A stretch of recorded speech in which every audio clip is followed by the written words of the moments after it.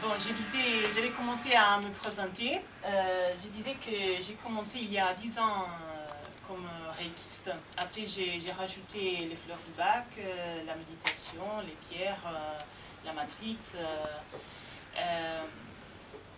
Et de toute façon, j'ai vu pendant 6 années qu'il fonctionne très bien. Ça s'agit vraiment d'une réalité invisible dont on n'a pas trop l'idée et qui soit si importante. Mais en effet, on peut changer plusieurs choses.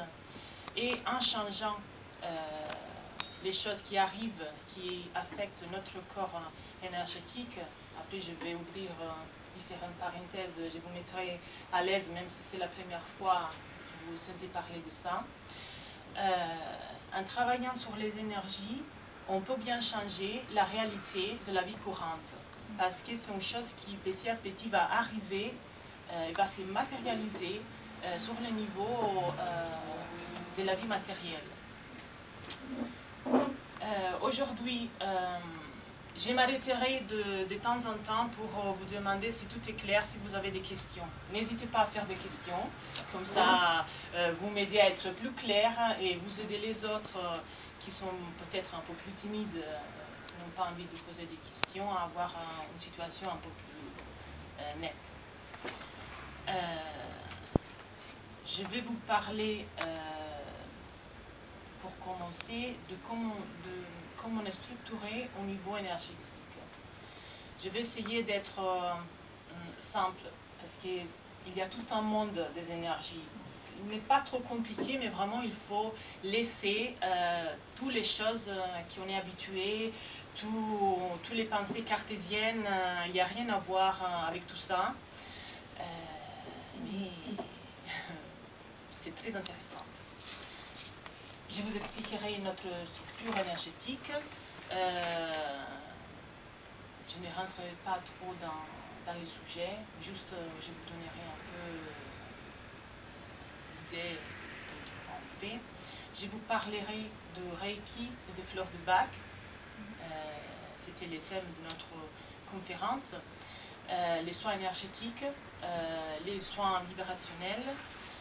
Moi, j'ai choisi les deux parce que je trouve que le Reiki, ça marche très bien avec les fleurs de bac. Ce sont des méthodes vraiment douces qui travaillent doucement, en douceur, sans bouleverser personne et qui peuvent arriver vraiment en profondeur à soigner ou de toute façon à envisager plusieurs traumatismes de n'importe quel niveau.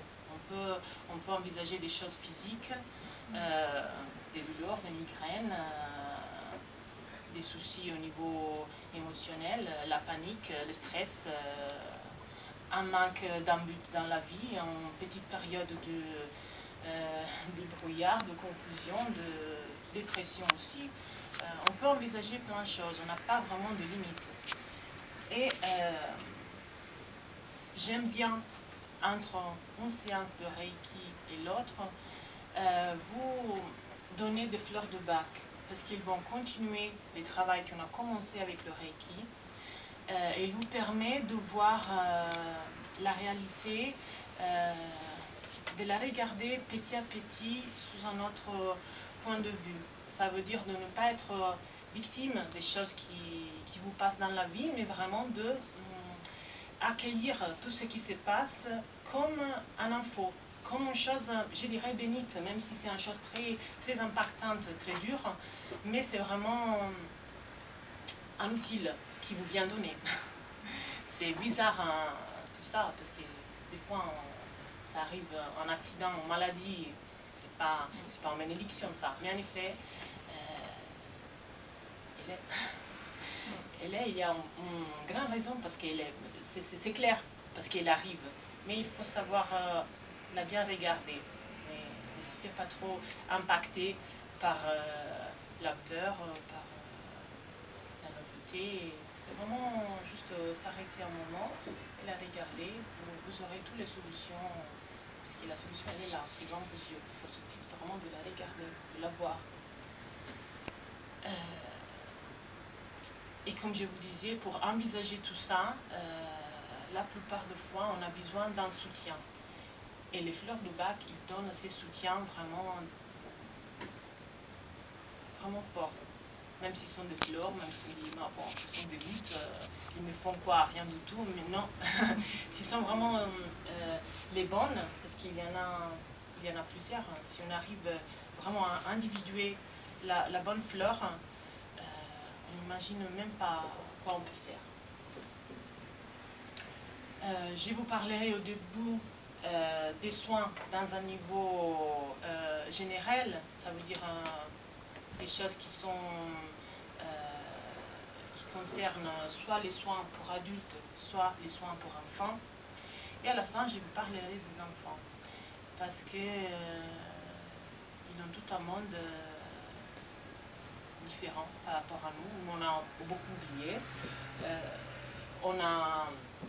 On a structuré une chose qui était moelleuse, qui était souple. On l'a toute bien structurée. Et pour s'en sortir de ça, de la cage qu'on s'est construit, on fait beaucoup d'efforts. Hein. C'est beaucoup fatigant. On fait des résistances. C'est beaucoup plus dur pour nous. Mais pour les enfants, c'est comme ça. Tac. Fait.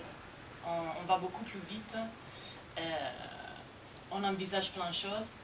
Et c'est à vous les parents vraiment d'être à côté des enfants. Parce que dès qu'on va toucher des choses, ils vont changer. Ils changeront même si vous n'êtes pas de soutien. Mais de toute façon, si vous êtes là, vous comprenez les voyages qu'ils sont en train de faire.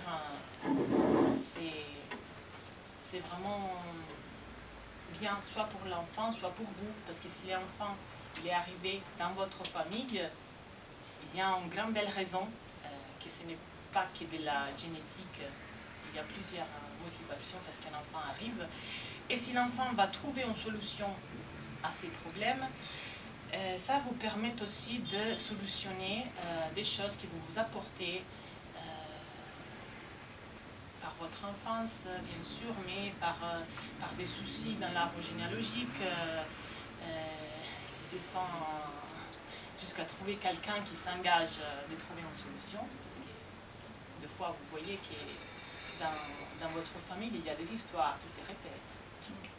Voilà. Mais je ne vais pas ouvrir cette parenthèse-là. C'est juste pour vous donner, parce qu'on y est arrivé, mais je ne vais pas parler de biogénéalogie, c'est à d'autres d'en parler, c'est pas mon histoire. Mais c'était juste pour ouvrir une petite parenthèse. Bon, je vous disais, on travaille quoi quand on travaille avec les énergies? Parce que vous savez bien sûr que vous avez un corps physique, mais la chose que la plupart de nous, on ne sait pas, c'est qu'on a encore 7 corps énergétiques. Ce sont beaucoup. Parce que si votre corps physique, déjà vous savez, si vous avez un douleur, si vous avez un eczème, si vous avez une fracture, si vous avez une maladie, et bon, tout ça, c'est multiplié par 7. Et on n'a pas aucune idée. On n'a aucune idée de qu'est-ce qui se passe dans les corps énergétiques. Parce que personne ne nous a appris qu'il existe déjà, et il ne nous a pas appris à quoi il sert. On ne connaît rien de tout ça. Et quand on arrive à une situation, une maladie, un symptôme, pas forcément une maladie, mais un symptôme, ça fait beaucoup de temps que ce symptôme il est dans l'air. Parce qu'il était déjà dans vos corps énergétiques. Il a voyagé. Ça fait peut-être un mois, ça fait peut-être des années qu'il était là. Si on arrive à l'arrêter sous les corps énergétiques, c'est beaucoup plus facile. Parce que dès qu'il affecte les corps physiques, dans la matière, dans la chose physique, on a le temps, on a l'espace. C'est difficile de déplacer une chose. Déjà, vous le voyez dans votre réalité. C'est difficile de bouger n'importe quoi. Il faut de la force, il faut se réorganiser, tout ça. Mais au niveau des énergies, c'est beaucoup plus simple. Déjà, je vois... ça va pour le moment. Ok. Je veux bien que vous suivez. Il ne faut pas être d'accord. Si vous avez des questions, vous levez la main. on en parle. J'aime bien que je ne suis pas la petite maîtresse qui donne des infos, mais vraiment je vais partager, je vais de l'interaction. Si vous avez des autres idées, bien sûr, on sont les bienvenus. Pour vous dire, j'ai apporté une chose parce que des fois ça peut aider. J'ai le morceau.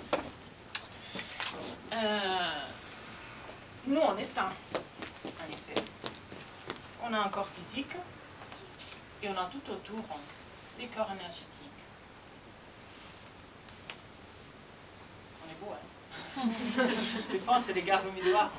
J'ai les yeux gonflent, j'ai les cheveux comme ça. Non, en effet, on est vraiment des êtres de lumière. Et ça, c'est un homme en bonne santé. Parce que vous voyez qu'il a un aura bien défini. Il a tous les corps bien colorés. Il a toute une silhouette en harmonie. Quand vous êtes en bonne santé, vous êtes comme ça. La plupart des fois, on n'est pas en bonne santé. La plupart des fois, on a un peu des choses qui nous affectent. Voyons si on en a.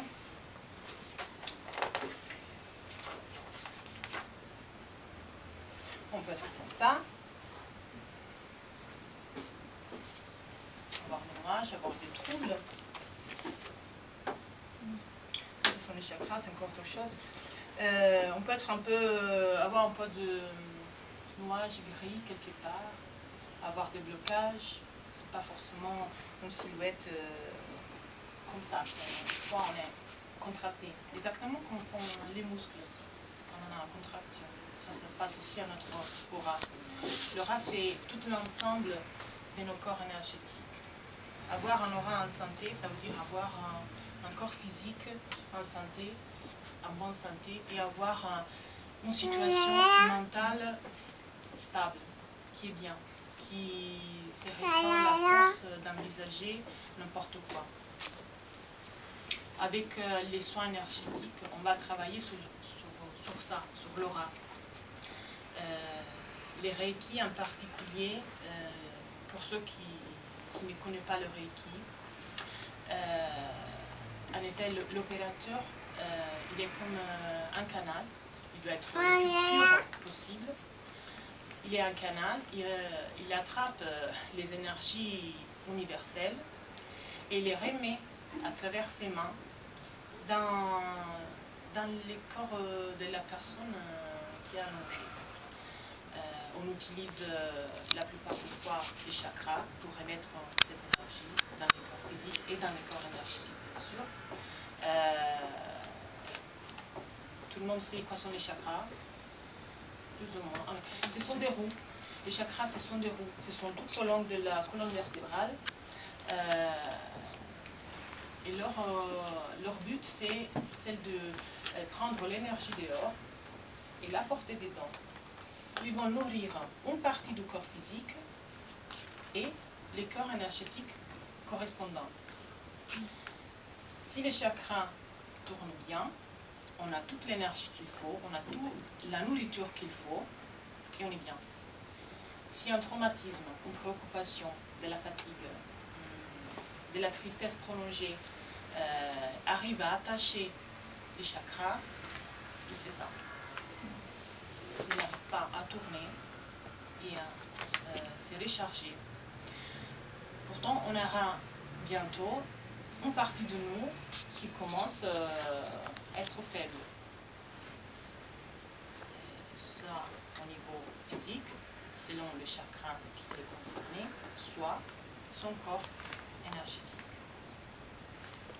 Et ça, on commence à voir, si on a un plexus, normalement c'est le plexus, c'est toujours lui qui est concerné. Si on a un plexus en difficulté, on aura souvent du mal au ventre, on aura des ulcères, on aura peur des autres, en effet, parce qu'on ne sera pas à l'aise. On engagera toujours un combat. C'est ma place ou c'est ta place. C'est ma place ou c'est ta place. On se ressent attaché par les autres. Et alors là, où on attache pour se défendre, où on arrête parce qu'on ressent l'autre plus fort. Et ça, quand on n'a plus sa place, on n'est plus bien. On ne sait pas plus quoi faire. Tout devient compliqué, trop compliqué. On n'arrive plus à envisager. On ne fait plus les choses avec tranquillité. Ça, c'est le troisième, parce que c'est souvent les plus impactés. Parce que c'est une période compliquée au niveau cursus, au niveau des rapports avec les autres. Avec le Reiki, on va remettre de l'énergie où il manque, on va rééquilibrer où il y en a trop, et on remet un bon état de santé, soit les corps énergétiques, soit les corps physiques, qu'ils ressentent de la bonne santé des corps énergétiques. Pendant que ça s'est fait, en effet, la séance, au niveau pratique, c'est la personne qui s'allonge et l'opérateur qui met les mains sur différents points. Et quand je mets les mains, j'ai l'opportunité, j'ai la chance, merci, de pouvoir voir des choses. Vos corps énergétiques, ils me racontent une histoire. Ils me font voir comme un film, ou ils me donnent aussi exactement les mêmes paquets émotionnels. Je me ressens comme ça. Ils me donnent tous les paquets d'infos. Pourtant, à la fin de la séance, oui, je vous refais un rééquilibrage des chakras, oui, je vous refais de Reiki, mais aussi j'aurai des infos à vous donner. Ah oui?